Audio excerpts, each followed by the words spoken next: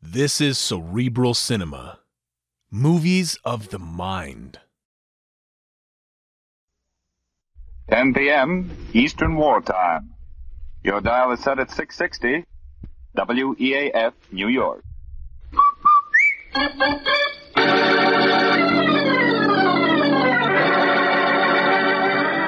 Rinso, R-I-N-S-O, Soapy Rich Rinso presents Boston Blackie, starring Chester Morris.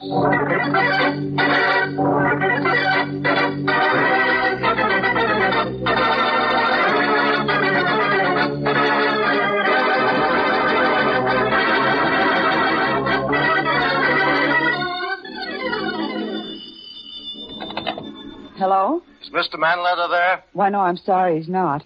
This is his secretary, Miss Rochelle. Can I help you? Yes, you can deliver a message for me. I've been trying to reach him all day. This is John Partridge, president of the Morton National Bank. Mr. Partridge, but... Well, Arthur Borden is president of the Morton Bank, isn't he? Not since yesterday, he's not. Give this message to Mr. Manletter, please. Tell him that his notes to the bank were due and payable on Monday of this week, and we must have our money. But, Mr. Partridge, we showed our books to Mr. Borden only last week, and he agreed to extend the notes until our accounts receivable came in. Our business is in fine shape, Mr. Partridge. Our books prove it. Please tell Mr. Manletter that we'll accept our money in the morning, Miss Rochelle. But it's $100,000. We can't possibly raise that money overnight. I'm sorry, that's Mr. Manletter's problem. Goodbye. $100,000. Hello, Gene. Mr. Manletter, the bank just called. There's a new president, and And they want to foreclose on my notes. How did you know? Read this letter. I got it at the house this morning. Here, read it. If you want to know how to prevent the bank from foreclosing on your note, have your friend Boston Blackie visit a house at 50 Hunter Street at 7 o'clock this evening. Signed, a friend. Mr. Manletter, what does that mean? I don't know. I can't see any connection between the bank and Blackie. But I do know I won't ask him to go to Hunter Street. Well, can we raise $100,000 for the notes overnight? I don't think so, but I'll try. Only there isn't much hope. Then you must call your friend Blackie. No, it can only mean trouble for Blackie. I don't know how or why, but it must be trouble for him if I'm being forced to ask him to go there. But Blackie thrives on trouble, Mr. Manletter, and it'll save your business. No, I won't call Blackie. I'm going out to try to raise the money.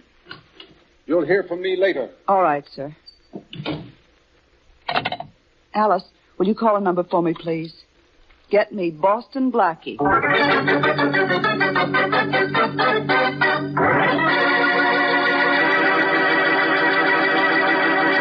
Get me Boston Blackie. 4 words that the weak use to call their champion. You know, some expressions seem so natural and right, we use them all the time without even thinking, like ruby red and sky blue and so on. Well, what I get a particular kick out of is the fact that we've added a new one to the nation's vocabulary. Yes, I hear tell that nowadays you ladies say Rinso white when you want to talk about really white clothes. Of course, there's a mighty good reason why Rinso gets your clothes so white. Rinso's soapy rich suds won't take no for an answer from dirt. They pitch right in your tub or washer and go to town. Yes, Rinso gets out more dirt. And that's why you ladies are able to turn out those beautiful Rinso white, Rinso bright washes. So next wash day, whistle for the kind of wash you're proud to hang on your line. Like this. And remember, it stands for Rinso White. Now, meet Chester Morris as Boston Blackie.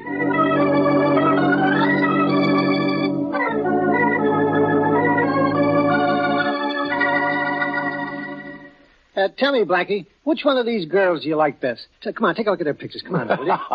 All right, Shorty. I'll judge your personal beauty contest for you. Now, this blonde here... Yeah. Hold it, Shorty. I'll get the phone. Hello? Blackie? Yes. Blackie, this is Jean. I had to call you. Mr. Manletter's in terrible trouble. Hey, come on, will you, Blackie? Come on, get off that phone. I got to know about this redhead. Lay off, Shorty. What is it, Gene? What's the matter with Arthur? The bank called an hour ago. I've been trying since then to reach you. They're going to take over the business if Arthur doesn't redeem his notes for $100,000 by tomorrow morning. Well, they can't do that, Gene. Yes, they can. The notes are overdue. Hey, boss, what about this brunette? Now, come on, will you? Quiet. Not you, Gene. Look, honey, I haven't anywhere near $100,000, and I wouldn't know where to go to get it by tomorrow morning. I didn't expect you would, Blackie, but Mr. Manletter received a message saying that if you come to 50 Hunter Street at 7 o'clock tonight, the notes will be renewed. If I go to 50 Hunter Street, well, what does that mean? I don't know, Blackie. But if I show up, they'll renew? That's what the note says. Mr. Manletter knew you'd be in some kind of danger if you went, and he wouldn't ask you. Oh, don't worry, chick. You'll hear from me. Bye. So you finally got done. Now, come on, help me. Look at it. See, I got 50 pictures here. Pick out the one I should pin up on my wall. I can't do anything about your pin-up problem now, Shorty. I've got something at 50 Hunter Street that I've got to pin down.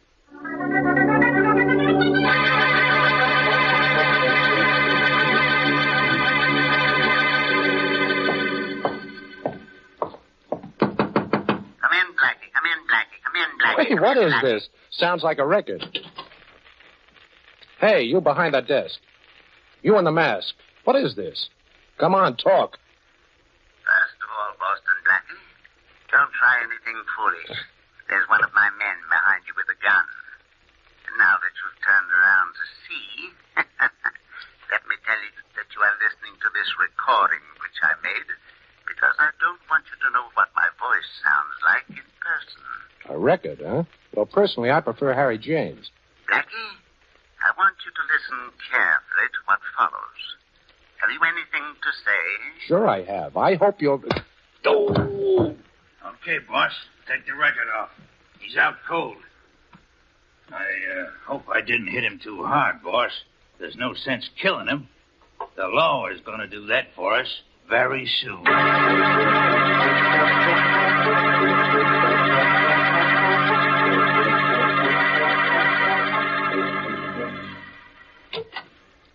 Gee, Blackie, where you been?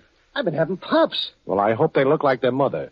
Well, I'm back, Shorty, only I'm not the same guy. You should have had your head examined for going down to that Hunter Street joint. Yes, I had it cracked. That's worse. Take a look at this, Shorty. A bullet hole? Yeah. In your coat pocket. Who'd you shoot, Blackie? I didn't shoot anybody, Shorty. Somebody slugged me, and when I woke up, my gun was gone, and this hole was in my pocket. I must have been out for hours. It's almost 11 o'clock. I called Jean, and she told me the bank renewed Manletter's notes the minute I showed up at the Hunter Street place. Somebody sure took an awful crack at you, hey, Blackie? Yeah, it's more than that, Shorty. Only how much more and exactly what, I don't know. Get my robe, will you, please? Yeah, sure, boss. Give me your coat, and I'll hang it over this here chair. Well, here it is. Blackie, what do you make of this business this afternoon? I don't make it. It's got me stumped. Yeah, me too. Well, here's your robe. Thanks. I think I'll lie down and relax for half an hour.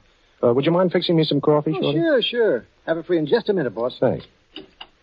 Hello, Blackie. Glad to see me? Well, Inspector Faraday, of course I'm glad to see you. Which goes to prove how easy I am to please. Very funny. Now, Blackie, I think you overdid it this afternoon. Well, my head sure feels like I did. That isn't what I mean.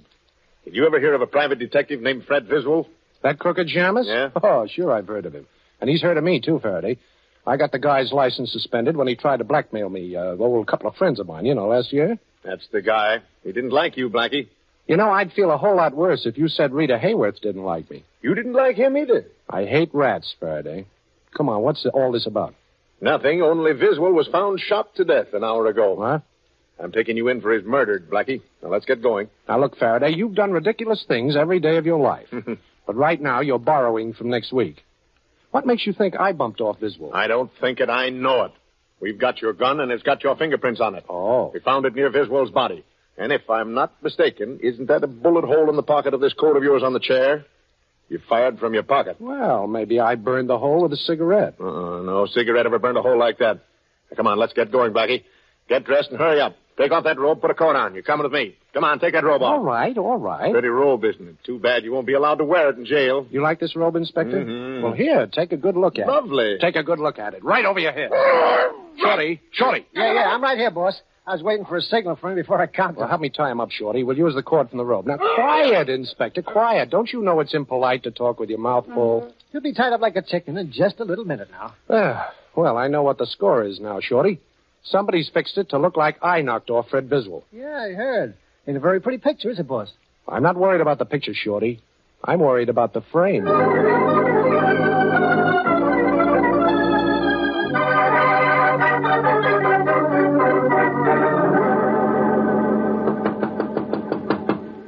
Who is it? Who's there? Let me in, Jean. Hurry. It's Blackie. Blackie. Oh, thanks. Hi. I'm sorry about coming to your apartment at this hour, Jean, but I couldn't reach you on the telephone. Well, they closed the downstairs switchboard at midnight. Oh. What is it, Blackie? What's wrong? I need information, Jean. I need all you know or can remember. There's some connection between a private detective named Fred Viswell and somebody at the Morton National Bank. Now, who was it that spoke to you on the telephone? The new president. Oh. His name is John Partridge. Well, that's the man I'm going to see. Faraday's on my trail again, Jean, and I've got to clear myself. Oh, you'll never be able to get into the bank to see Partridge, especially if Faraday has a dragnet out for you. As soon as you show up, they'll throw you in jail. Oh, don't worry. I'll figure out a way to get in to see him. But if I don't get anywhere with Partridge, I'm a dead duck. Good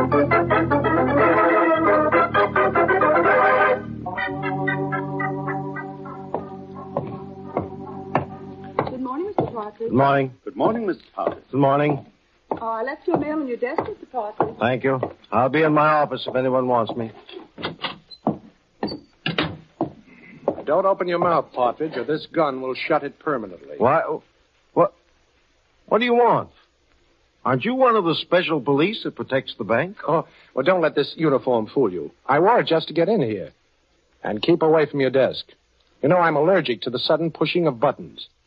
Ah, that's better. Now, do you know who I am? No. I'm Boston Blackie. That doesn't mean a thing to me. Oh, I think it does. You called Arthur Manletter's office and told him the bank wouldn't renew his notes. But he received a letter saying that if I were to go to 50 Hunter Street, the bank would renew. Maybe you know what you're talking about, but I don't. You've got to be the man behind a pretty shrewd frame-up, Partridge. Unless you're acting on somebody's instructions. Now, which is it? You know that if I raised my voice, you'd be shot dead by the bank guards before you could go through the front door. Well, I'd have company, Partridge, believe me. You. Inspector Faraday thinks I killed a man. They don't hang you twice for double killing. Why was I framed for the murder of Fred Viswell? I don't know any Fred Viswell, and I don't know anything about any telephone call that was supposed to be made by me to Arthur Manletter. No, you don't, huh? How about the renewal of Manletter's note? There never was any question about renewing Manletter's note. His credit is excellent. The note was renewed by me personally at 10 o'clock yesterday morning with a notary attesting to the time. And that was certainly long before my alleged phone call. Oh, you played it cozy, huh? You knew Manletter would call me, so you bluffed him. How long are you going to make me stand here? Can't you see there's nothing I know that can help you? Why don't you go? I will. I've got another stop to make. But the minute I leave this office, you'll call for help, of course. Of course. Oh, but you're not going to. Oh. You know, the only way you can do any calling, Partridge, is to talk in your sleep.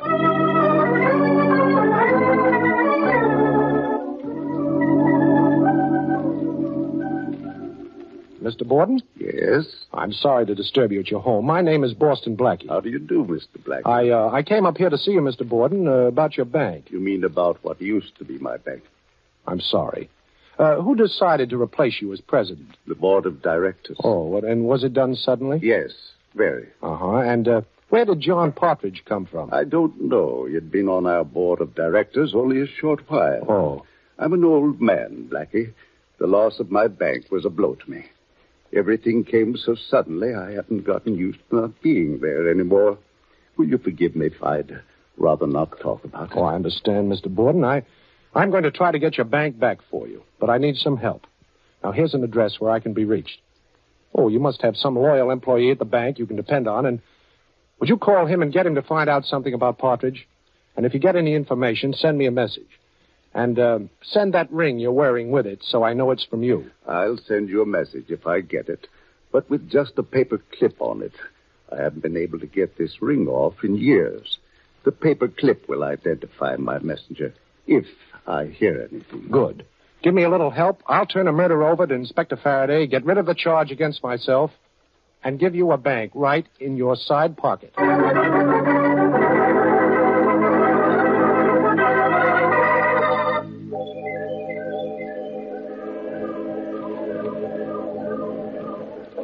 We've got to stay down here at my waterfront hideout during the day, Shorty. Every cop in town is on our tail, and Faraday's sworn he won't sleep till he brings me in. It's okay with me, Blackie. And go ahead, it's your deal. You got me, let me see, you got me 60 to 17 and 2 boxes. Go ahead, it's your deal. You know one thing about gin rummy, it sure passes the time away. Yeah, it passes my dough away, too. Okay, you two. Hoist him. Come on, Patsy. Yeah, I'm coming. Now, look, Blackie. stand up and don't try nothing foolish. I know all about you and your tricks. Well, I wasn't exactly going to ask you to pick a card. Who are you? A guy who ain't going to be outsmarted by you. Oh? Tie the little guy up, Patsy. Yeah, I'll tie him up good, too. Don't talk. Tie. I'm tying him. He ain't going to go nowhere for a while. Okay. Well, suppose we start moving, Blackie. You ready, Patsy? Yeah, I'm ready, Mug. Well, of course, don't anybody ask me. You're ready, Blackie. But you don't know for what. Now, start moving. Oh, this is a ride, huh? Okay. One way? Oh, I wouldn't say that, Blackie. We're coming back, Patsy and me. But we got orders to get you. Orders to get me, huh? Dealing in the Blackie market? You'll strain an arm reaching for jokes like that, Blackie. I thought that was rather clever, But you might as well know something. Yeah? We ain't taking you on any gang ride. We're turning you over to the cops. Yeah, I'll bet. A couple of hoods like you wouldn't go within 2 miles of headquarters. I guarantee Faraday's got charges hanging over both you guys. Maybe. Only he'll be so glad to see you, he won't be able to think straight. All right, let's get moving, Blackie. And remember, I'm the guy that's got the gun on you. Okay, Mug. But take my word for it, someday you're going to beg me to forget that.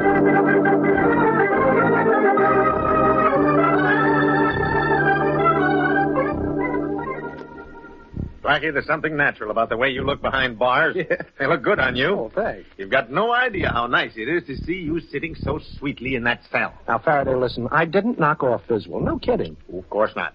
And you didn't throw your bathrobe over my head and tie me up either, did you, Blackie? Well, yes, I did do that, Faraday. You know I did. But I did it to help you. Oh, this is going to be good. Now, tell me how. Well, somebody knocked off Fred Biswell. Your job is to catch murderers, Faraday. I had to be free to help you, see?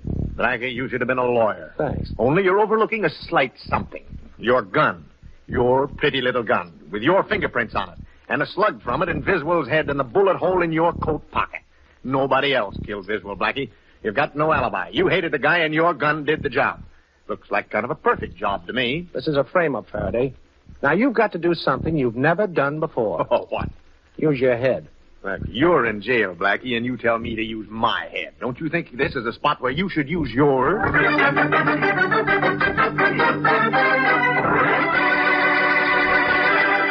Well, it seems as though Inspector Faraday is about to realize a lifelong ambition and has finally found a charge against Boston Blackie that will stick. However, that remains to be seen, of course. You know, you ladies really have it all over the men, folks, when it comes to being sensible about clothes. Come summertime, for instance, you know that one of the tricks of keeping cool is to look cool. And what could look cooler, crisper, and prettier than those bright cotton washables you wear? It's important, though, to remember to keep them bright and crisp. And that's where our soapy-rich Rinso comes in. No point in working your head off in summertime, boiling and scrubbing clothes. And you don't have to with Rinso. A short soaking in Rinso suds, often as little as 10 minutes, is enough. Then a few quick finger rubs on extra soiled places, and your clothes are ready to rinse. And believe you me, you'll be mighty proud of how your wash looks, too. Your lovely colored washable cottons will stay fresh and bright week after week, wash after wash. And your white clothes, well, it goes without saying, they'll be, yes, Rinso white. So get Rinso next wash day for a Rinso white, Rinso bright wash.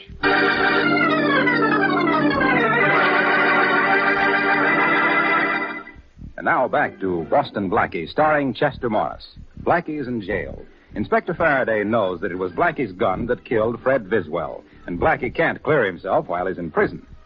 Into the cell block where Blackie is being kept walks a young lady. The policeman at the end of the corridor said I could come in and talk to all the other policemen in the whole jail, and you're the other policeman, so I thought I'd come over and talk to you. All right, miss. But about what?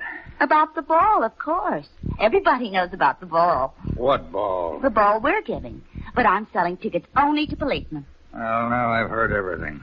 Selling tickets to policemen for a civilian's ball. How much are they? $1. But the policeman at the end of the corridor said that if I came up...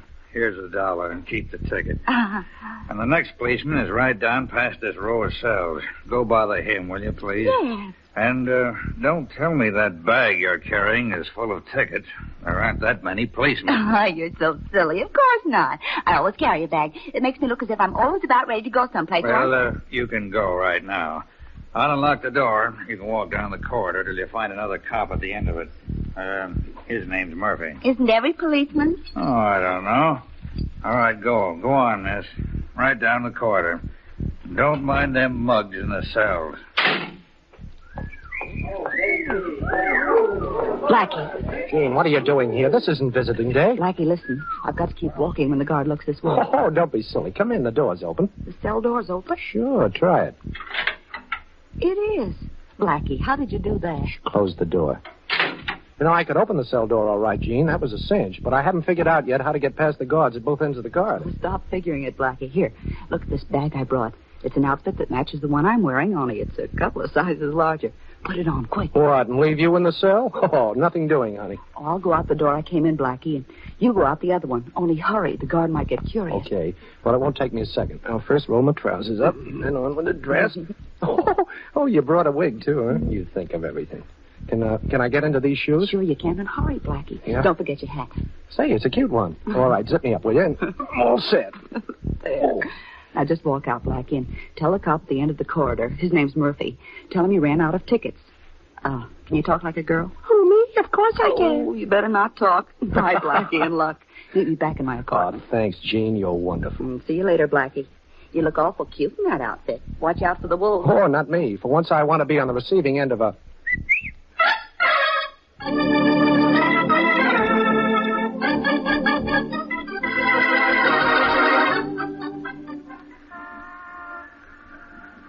This is the house, Shorty, 50 Hunter Street. I don't know what I'd expect to find here, but let's go in. Why, boss? Well, maybe I can pick up something inside that'll give me a clue to that masked man. You see any lights? No. Nope, there ain't any but. Okay, now don't hit your flashlight, but we close the street door. Oh, what kind of a lock is this? I don't know. But if you're working on it, it's an easy lock. I'll guarantee that. No, Shorty, it's an open lock. Come on in. Shh, quiet. Hit your flash, Shorty. Right. Yeah, this is the room where I got conked. The masked guy sat right over there facing me with his hands folded on that table, and he... Shorty. What? Well, what happened? I know now who the masked guy was, Shorty. Yeah? I'm going to straighten out this whole mess. Wait till I look up a number in this phone book. Let's see. Who are you calling, Blackie? I'm calling the murderer of Fred Viswell. Wait a minute. Yeah, here it is. So now let's hope I sound like the mug. Hey, boss, this is a mug. Come right down to Hunter Street house. I got Blackie here. He's Hoyt. Oh, you want to talk to him? Okay. Talk to the boss, Blackie, or you get it again. Here, take the phone. So you're the boss, huh? Well, what am I supposed to do, applaud? Give me that phone, Blackie. Okay, boss.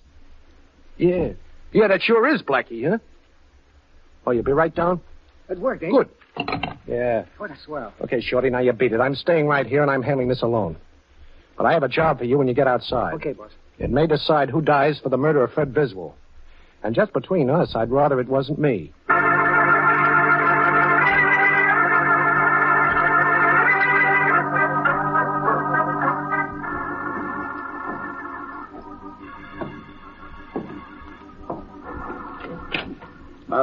Mug, are you in here? Mug, turn on the light. It's dark. I can't see you. Turn on the light. Here's a light, Mr. Borden. Right in your face. Boston Blackie. That's right, Boston Blackie. You had a very nice frame-up all fixed for me, but I think you're going down to explain it all to Inspector Faraday now. Do you? Well, I don't. So that phone call to me was a gag, eh? I might have known it was one of your tricks, Blackie, but I didn't. No harm done, though. I'll just leave. Oh, just like that, huh? Mm-hmm. And don't think you can threaten me, Blackie. As long as I'm alive, I'm a potential alibi for you.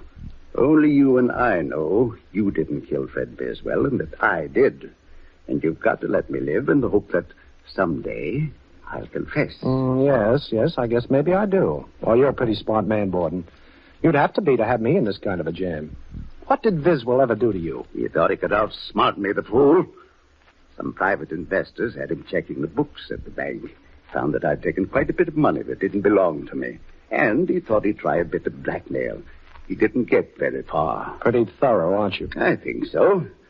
How did you know I was the masked man, Blackie? Well, two ways, Borden. Yes? One was the fact that I gave you the address of my waterfront hideout, and later your hoods paid me a visit down there. You were the only one that had that address. The other was that ring you're wearing. The one you told me you couldn't take off. When I came in tonight, I remembered the masked man was wearing that ring. You know, putting John Partridge in your place as president of the bank sounds like a wonderfully smart idea. It was. I was tired of working, and I can throw Partridge in jail any time I like. for a little embezzlement job we did. So we must do as I say. And now, Boston Blackie, let's go visit Inspector Faraday. Well, no, Mr. Borden. I don't think I care to see the inspector tonight. No? Perhaps this gun will make you change your mind. I happen to know that Faraday has your gun. You're still under suspicion of murder, you know. And if you try to escape, Blackie, I'll think nothing of killing you in cold blood. You know, I believe you would, Borden. All right, I'll go with you. I guess I'd rather be a live prisoner than a dead suspect.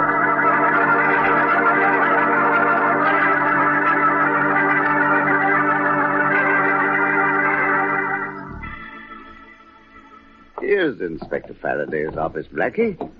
Walk right in. Go on. Okay, if you say so, Borden. Hello, Inspector. Say, look, don't you ever sleep? Hello, Blackie. I've been expecting you. You're a little late. Would you mind telling this gentleman in back of me to get rid of his gun, please, Inspector? He doesn't realize that it's impolite to point. His name is Arthur Borden. Okay, Mr. Borden, I'll take that gun. Certainly. Here you are. Well, looks like I've got a first-rate murder suspect right here in this room. It certainly does, Inspector. Going to lock him up? In just a minute. In fact, I might as well do it very legal and proper. Arthur Borden, you're under arrest for the murder of Fred Viswell. What? Me? Why, Save it. I wish it was Blackie. Only it isn't. We've got your confession in your own voice right on a dictograph record. A dictograph planted in my Hunter Street house? Right. That's impossible. Nobody could have put a dictograph in there. You tell him, Blackie. You figured this thing out. Well, before you came into the Hunter Street house tonight, Mr. Borden, I dialed the inspector's private number on the telephone and left the receiver off the hook, you see. I had Shorty call him before and tell him to expect his private telephone to ring. All the while you were telling me how perfectly you would frame me, the inspector was listening on this end. Yeah, not only listening, but having the whole thing taken down on a record. Say, Inspector, I did you a favor, didn't I, by turning up Viswell's murderer?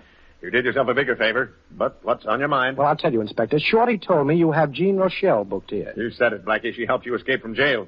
Well, maybe she did, but if she did, I brought you in a murderer, so you certainly owe her a favor, too, right? Oh, maybe. What do you expect me to do, let her go? Sure. You've held her long enough. Now it's my turn.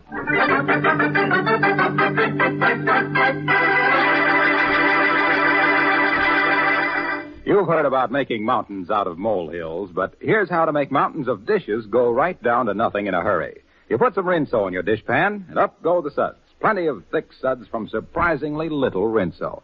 And down goes that stack of dishes in practically no time. Yes, dishwashing is a mighty easy, simple job with Rinso helping out. China, silver, glassware, they're all shining brightly in a jiffy with Rinso's soapy-rich suds on the job. Why, even your pots and pans come clean easily when Rinso gets to work. Use Rinso, too, for all the soap and water jobs around the house. It's swell.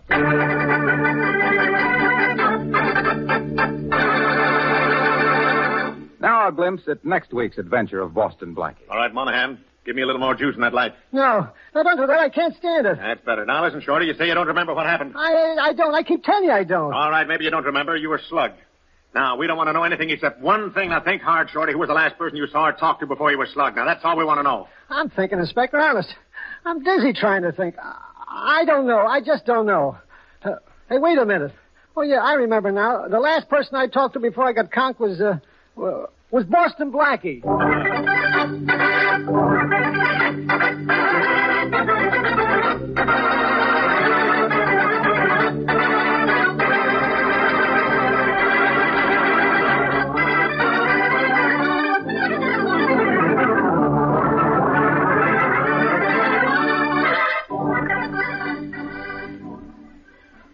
Be sure to listen in at this same time next week for another exciting adventure with Boston Blackie, starring Chester Morris with Richard Lane as Inspector Faraday. You can see Chester Morris as Boston Blackie at your favorite movie theater. Boston Blackie's latest Columbia picture is One Mysterious Night, soon to be released. Original music for the program was by Charles Cornell. This is Harlow Wilcox speaking for the makers of Rinso and wishing you all a very pleasant good night.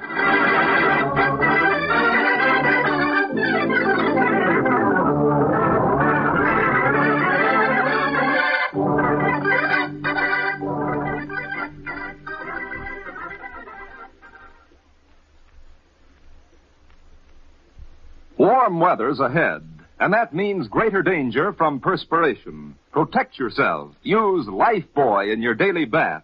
You know, of 7 leading brands, Lifebuoy gives you the most soap for your money.